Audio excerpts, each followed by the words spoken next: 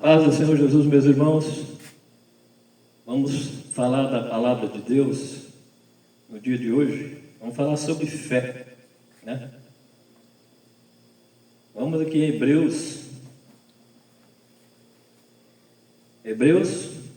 11, versículo 1, 3 e 6. Vamos falar sobre a fé e a graça nesses dias de hoje, né? Vamos descobrir o que é a graça, né? Nós estamos no tempo da graça, né? Todo mundo fala isso. Estamos no tempo da graça. Mas o que é a graça? Vamos descobrir agora aqui. Hebreus 11, 1, 3 e 6.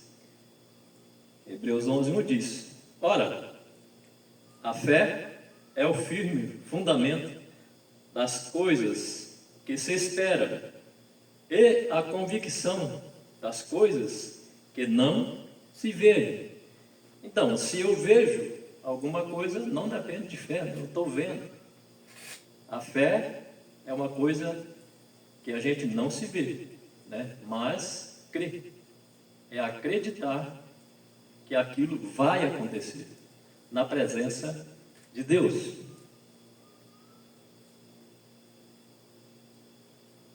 Por quê? Por ela, os antigos alcançaram testemunho.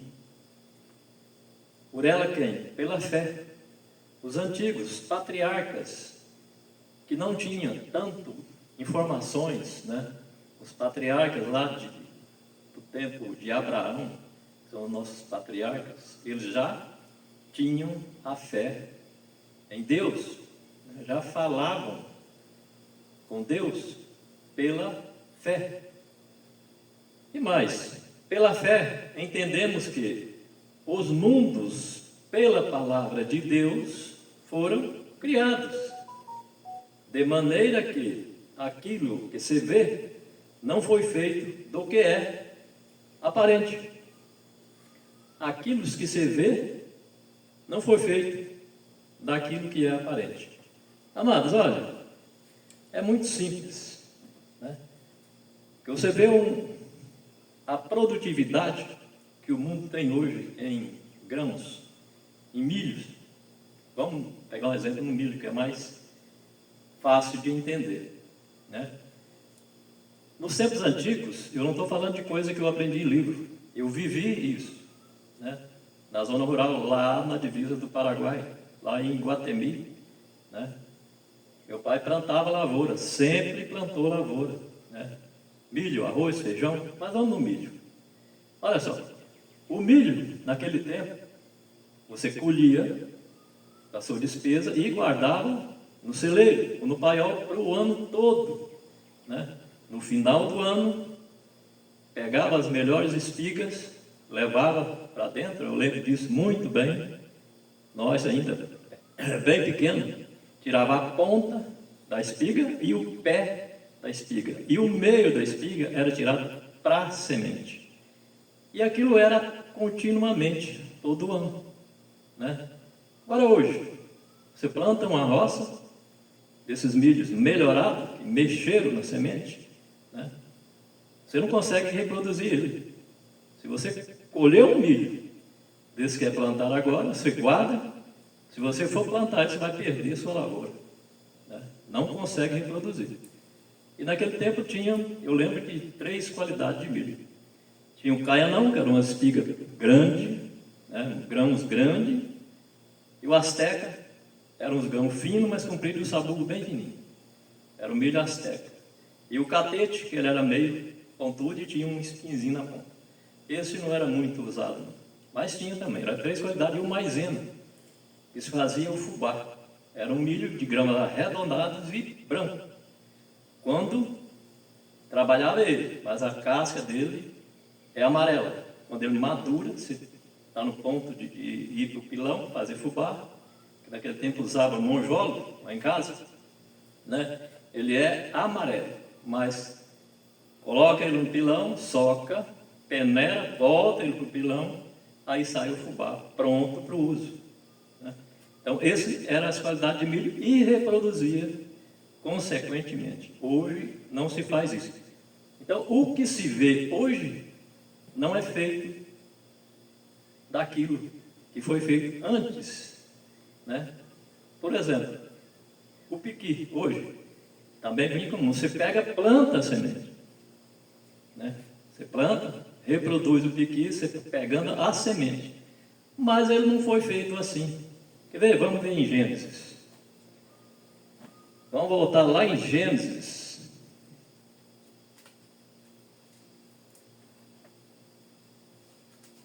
Que Deus fez.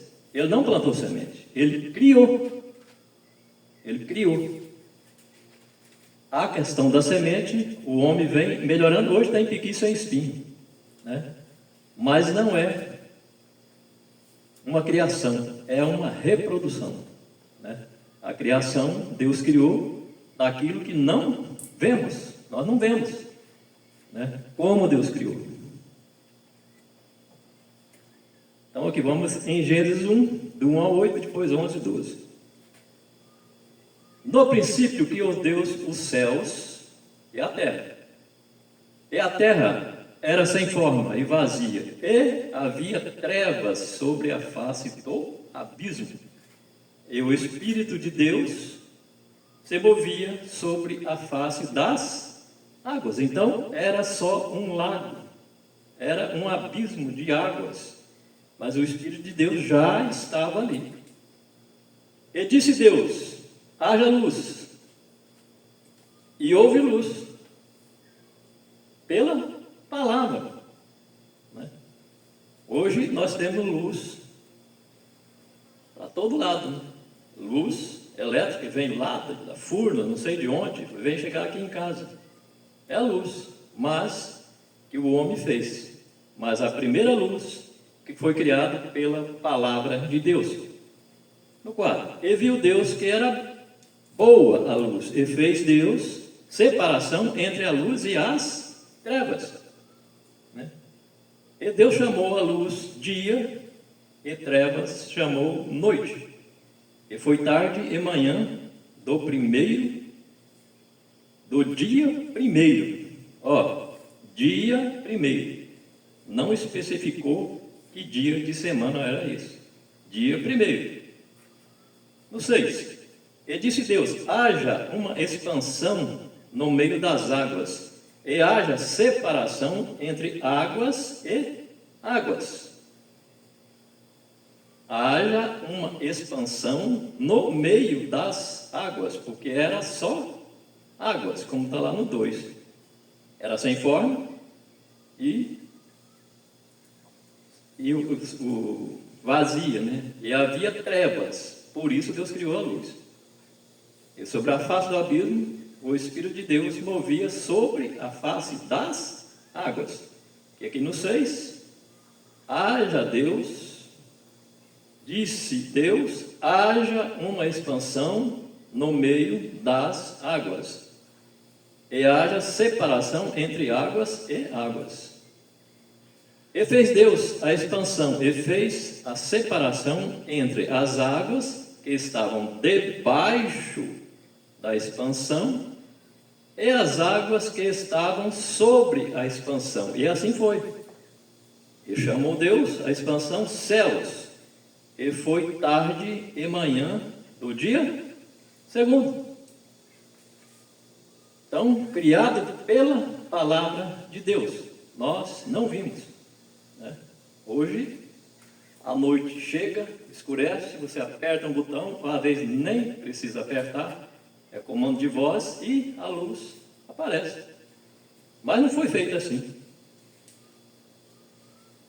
E fez Deus a expansão, e fez separação entre águas que estavam. E águas que estavam debaixo da expansão e as águas que estavam sobre a expansão. E assim foi. E chamou Deus a expansão céus. E foi tarde de manhã. Então, no segundo dia, Deus já criou a expansão e criou os céus. Está no plural. Então, tem esse céu que nós vemos, onde a vista alcança, né? Depois tem o céu estelar, e depois o terceiro céu. Vamos no 11. E disse Deus: produza a terra erva verde, erva que dê semente, árvore frutífera, que dê fruto segundo a sua espécie, cuja semente está no meio dela, sobre a terra. E assim foi. 12. E a terra produziu erva verde, dando semente conforme a sua espécie, e a árvore frutífera, cuja semente está nela, conforme a sua espécie. Viu Deus que era bom. Então, Deus criou. Hoje se reproduz, né? Não cria. Então nós não vemos como Deus criou. Então o que nós vemos hoje não é como foi criado, né? Vamos para 2 Pedro 3, 8. Então nós estamos aqui no terceiro dia, tá? Nós vamos ver a questão dos dias. 2 Pedro 3, 8.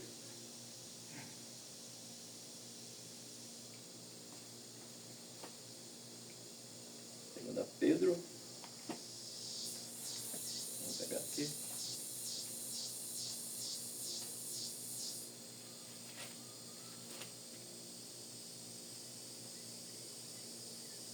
Segunda Pedro 3, 8. Então nós estamos no terceiro dia, né? Deus criou as árvores, a semente e os frutos no terceiro dia. Mas vamos ver a questão dos dias.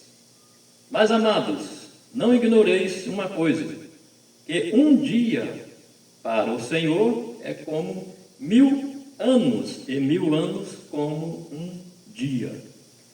Então olha, se estamos no terceiro dia, não é preciso fazer cálculo, né?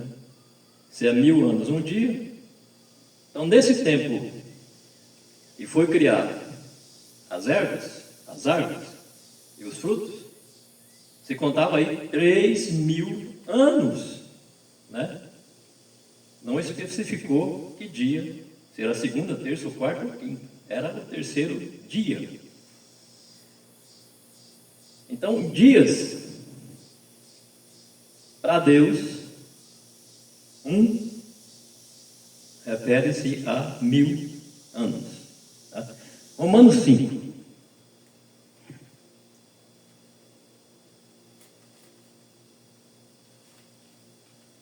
Romanos.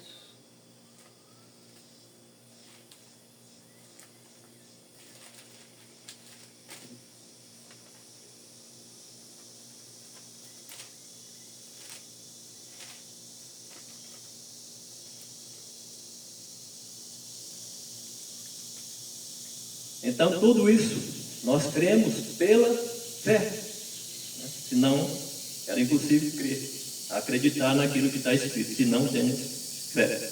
Romanos 5, 1, 2, 6, 14, 15, 20 e 21.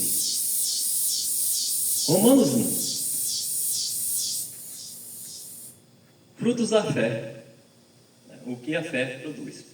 Tendo sido, pois, justificado pela fé, temos paz com Deus por nosso Senhor Jesus Cristo, porque fomos justificados pela fé. Irmão, nós temos 3 fases para a nossa salvação, né? Uma delas é essa, a justificação, que Jesus justificou, né, quando ele morreu, justificou os pecados. E temos o tempo da santificação, é este que nós vivemos, né?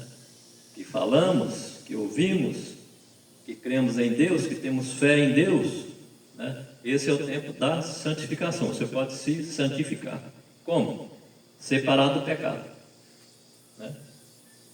Fica santo, santo significa pessoas separadas. Separado do pecado, você está se santificando. Pelo qual também temos entrada pela fé a esta graça, na qual estamos firmes e nos gloriamos na esperança da glória de Deus. Então, pela fé, nós temos esperança na glória de Deus. Qual seria a glória de Deus? Quando nós vamos ver a glória de Deus? Nós vamos ver no arrebatamento, né? Está em 1 Tessalonicenses 16 e 17.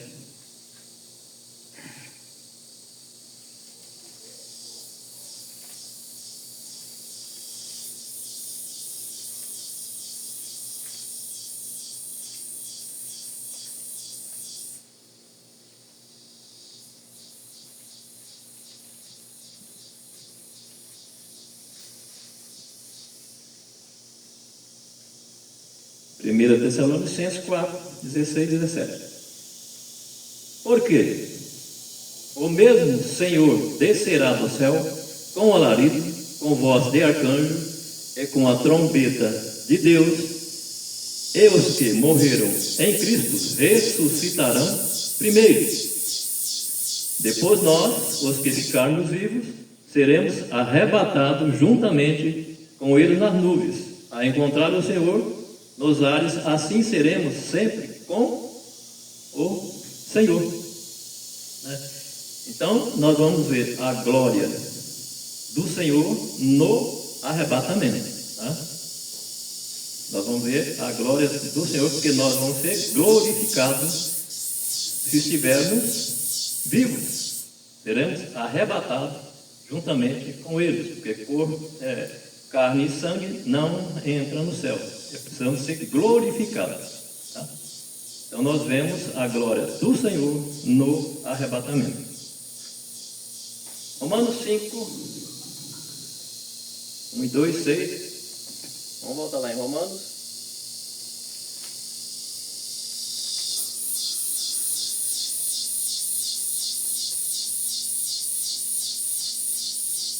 Vamos voltar em Romanos.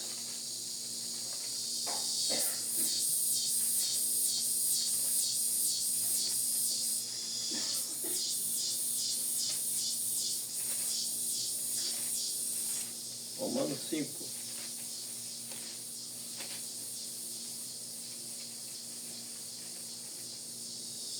Romanos 5, novamente. 6 agora. Porque Cristo, estando nós ainda fracos, morreu a seu tempo pelos ímpios. Cristo morreu pelos ímpios. Ele não morreu pelo justo. O justo tem a vida eterna. Ele morreu pelos ímpios, para ser o quê? Justificado. 14.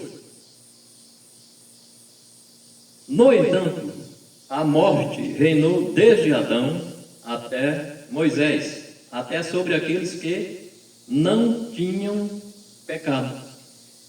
Irmãos, a morte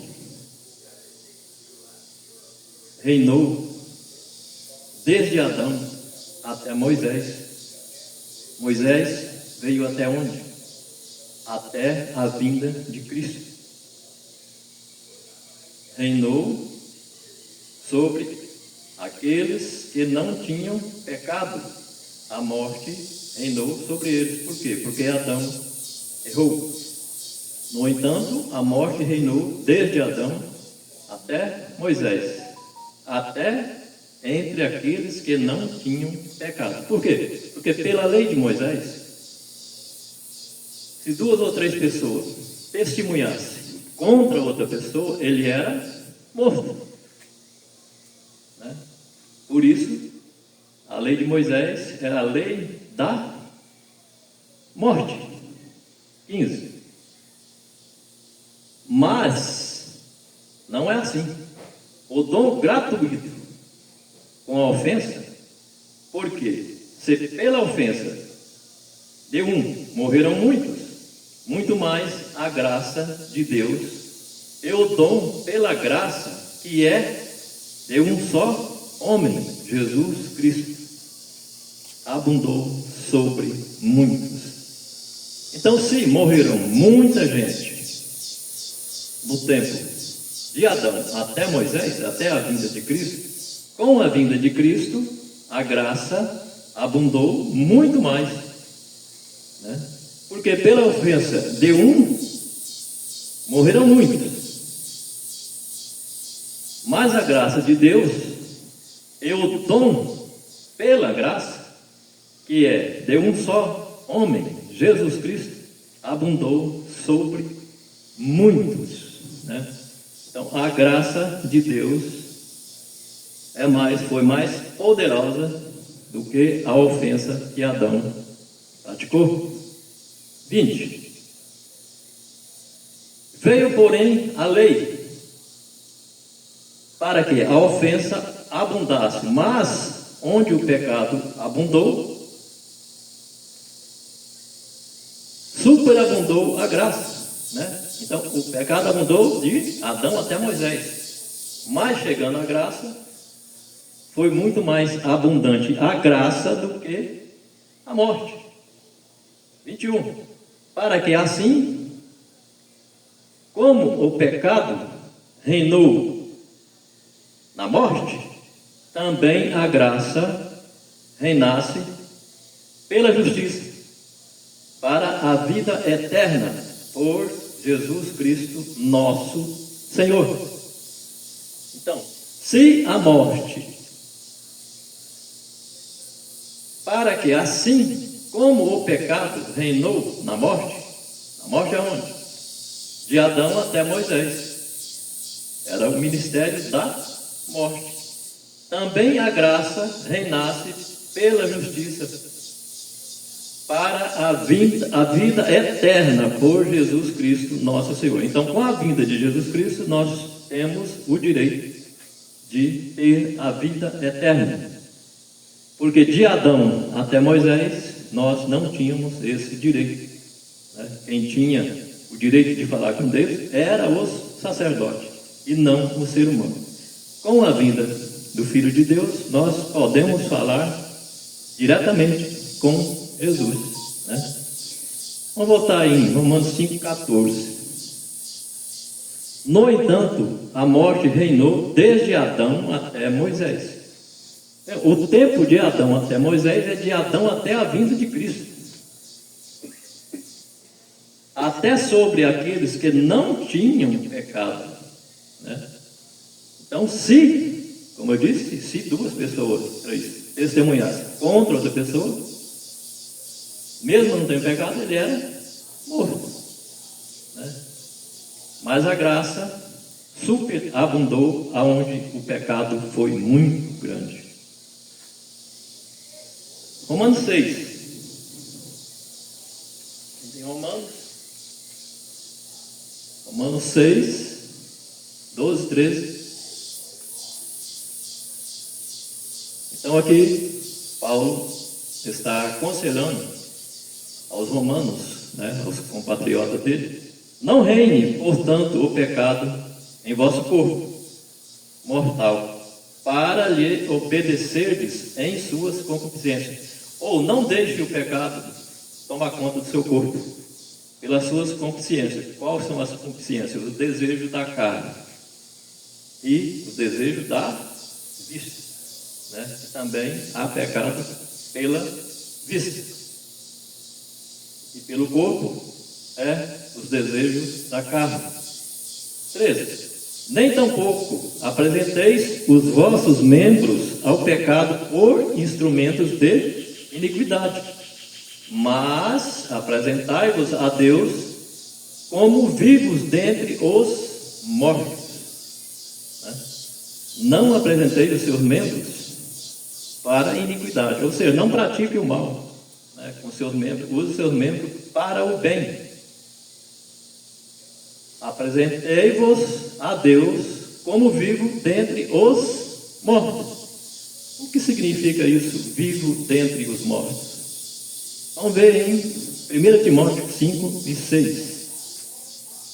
1 Timóteo 5 e 6.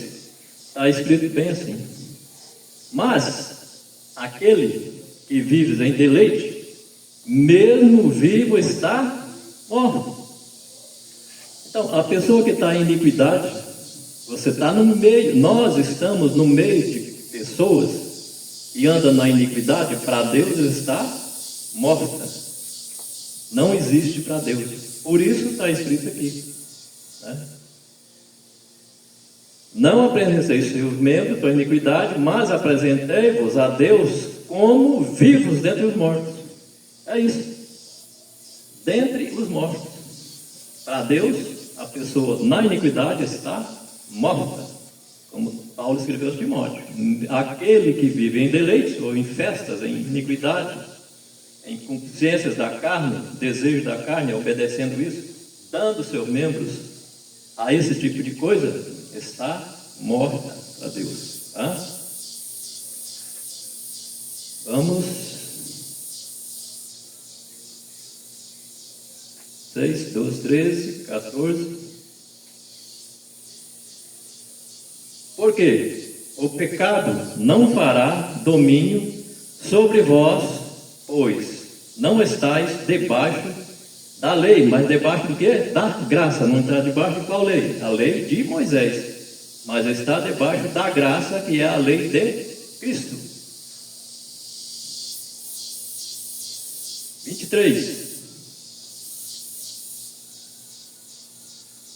Porque o salário do pecado é a morte. O salário do pecado é a morte. Aquilo que você ganha com o pecado é a morte. Morte física? Talvez não. A morte espiritual. E quando você está na iniquidade, você está para Deus morto. Deus afasta de você. Deixa você à vontade. Né? Tem lugares que você vai, mas o Espírito Santo não vai. Você vai sozinho. Por quê? Porque para Deus você não existe. É um outro povo. Né? Vamos agora para Hebreus 4. Vamos para Hebreus 4.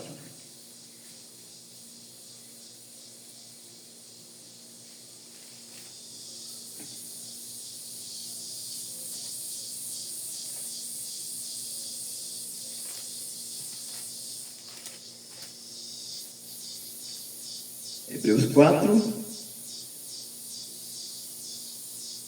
16.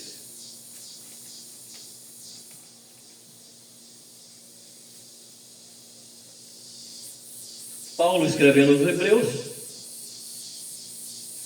cheguemos, pois, com confiança no trono da graça.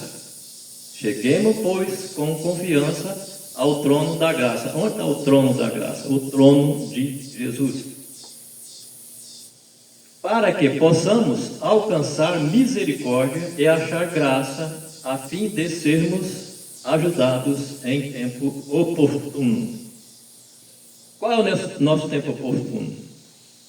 É o tempo que nós deixamos de existir nessa terra. É o nosso tempo oportuno. É no arrebatamento. Tá?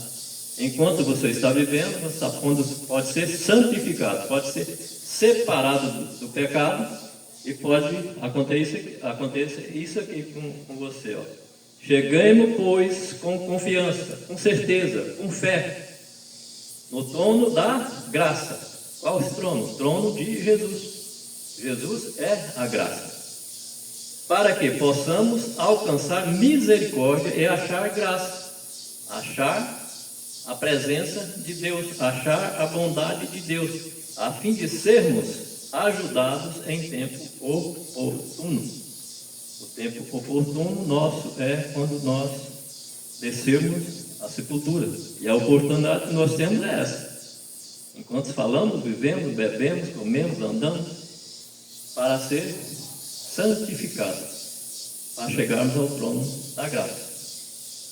Então, para Tito 2.